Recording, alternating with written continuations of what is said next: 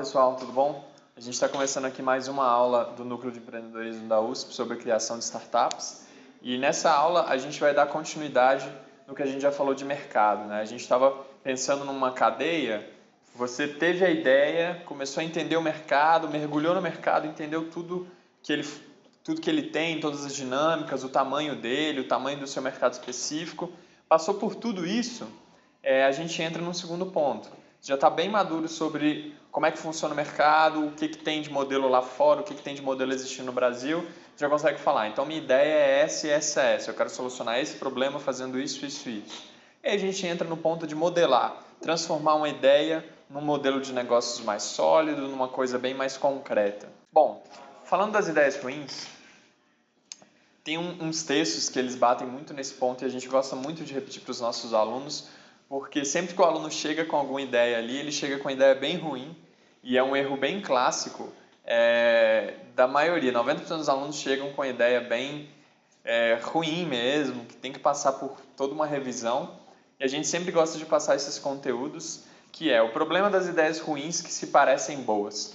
Existem algumas ideias que elas parecem muito boas, que elas são bem sexy, assim, são coisas que a gente fala, nossa, isso faz muito sentido e tudo mais, mas quando a gente vai ver durante a execução, quando você vai olhar com mais profundidade, são ideias ruins, são ideias que não têm muito fundamento, ideias que não têm muita propriedade, e isso prejudica porque por elas parecerem boas, o empreendedor ele fica até 1 ano, 2 anos, correndo atrás, tentando fazer essa ideia acontecer, e é um desperdício muito grande, a gente fica realmente triste de ver algumas startups ficarem dando voltas durante tanto tempo em ideias ruins. Então a gente resolveu elencar aqui 3 pontos principais que são padrões de ideias ruins. Isso não quer dizer que é uma regra, isso não quer dizer que se a sua ideia está nessa linha ela vai dar errado, mas isso só quer dizer que você tem que se atentar se você está batendo em algum desses pontos.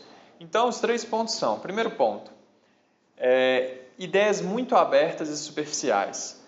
Eu quero solucionar um problema específico, eu quero fazer alguma coisinha, um marketplace de pet shop, algumas coisas que são muito, muito específicas, ou então muito, eu chutei a uma solução aqui, eu vi aquilo ali, eu senti aquela dor e acho que isso faz sentido. Algo muito aberto e superficial, geralmente a pessoa não é do mercado, geralmente a pessoa só viu aquele problema e falou, nossa, eu acho que pode ter uma startup para isso, mas não passou por todo o processo de reconhecimento. Ideias abertas e superficiais, geralmente elas têm alguns sintomas interessantes. Primeiro, elas não solucionam a dor de verdade do usuário. Elas são legais, o usuário pode até falar, nossa, eu gosto dessa ideia, eu queria usar, mas no fundo não é uma dor muito profunda do usuário, não é algo que o cara sente de verdade. Tanto que tem uma frase para isso que a gente sempre fala.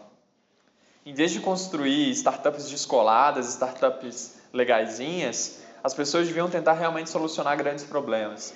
Saiu até um artigo recente no TechCrunch falando que o Silicon Valley está passando, um Vale do Silício está passando por um momento bem difícil, porque está todo mundo querendo ser descolado demais e ninguém está solucionando grandes problemas.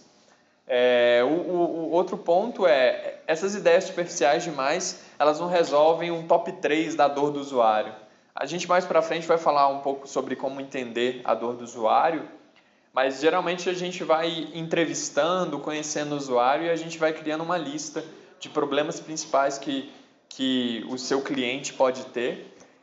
E geralmente essas ideias muito superficiais, elas não resolvem nenhum dos 3 principais problemas. Elas estão sempre em problemas secundários, problemas bem simples e acaba sendo descolado, mas não é um problema tão forte no dia a dia do cliente. Um outro ponto é um problema que o usuário nem percebe que tem, é uma dor que o usuário nem percebe que tem. Geralmente você tem que ficar tentando convencer o cliente que ele tem aquela dor. E aí a gente sempre fala, cara, já é muito difícil convencer o cliente de comprar o seu produto. Você tem que tornar mais difícil ainda para tentar convencer que aquela dor ele possui ou que ele deveria perceber. Então é bem complicado isso. E o último ponto sobre problemas superficiais e abertos demais é querer resolver todos os problemas de todos os usuários, é querer fazer um negócio super complexo que resolve o problema de todo mundo. Geralmente isso precisa de um back-end, de uma estrutura tecnológica muito grande para você cobrir tudo isso. Geralmente isso acontece muito a longo prazo E é o que a gente sempre fala, quem tenta resolver problema de muita gente acaba não resolvendo o problema de ninguém. Então, esse é o problema das ideias abertas superficiais. Outro problema são os modelos de negócio pré-formatados. Então, a gente tem marketplace, clube de assinatura, rede social. São modelos de negócio que já existem e a gente só quer adaptar o cliente, né? Então, eu quero fazer um Uber para cachorrinho de madame. Eu quero fazer um marketplace para vendedor de parafuso. Esses mercados pré-formatados, eles são sexy porque eles já existem, né? Porque você fala, putz, o Uber já está dando certo, putz, já existe um marketplace, putz, rede social dá muito dinheiro. Mas no fundo, é muito difícil chegar nesse nível. Marketplace, clube de assinatura, essas coisas, eles sempre parecem muito fáceis, porque eles são sempre muito claros. Eles estão sempre muito claros de como funciona. Então a gente quer solucionar, a gente quer criar aquele marketplace, quer criar aquela rede social, porque já tem outras nesse sentido, então parece que vai ser fácil construir.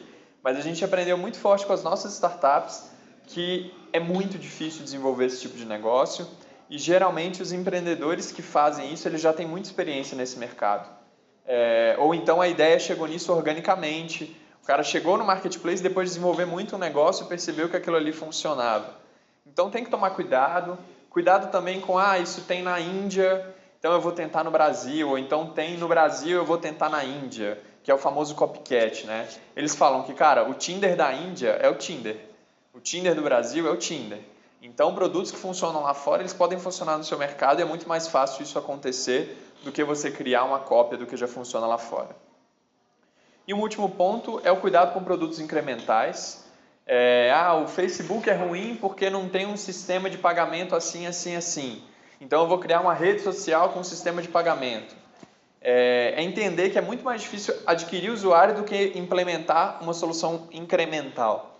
Então, é muito mais fácil para o Facebook fazer essa solução do que você fazer todo um Facebook, adquirir todos os usuários e aí você fazer um incremental. Muito cuidado com...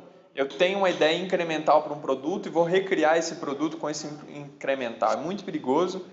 Lá fora até acontece o movimento dessas grandes empresas comprando soluções incrementais, mas a gente sempre fala uma frase de um fundador bem famoso, que é o Peter Thiel, do livro 0 a 1, que a gente vai indicar aqui na descrição, que a sua ideia para ela realmente ganhar mercado, ela tem que ser no mínimo 10 vezes melhor do que já existe.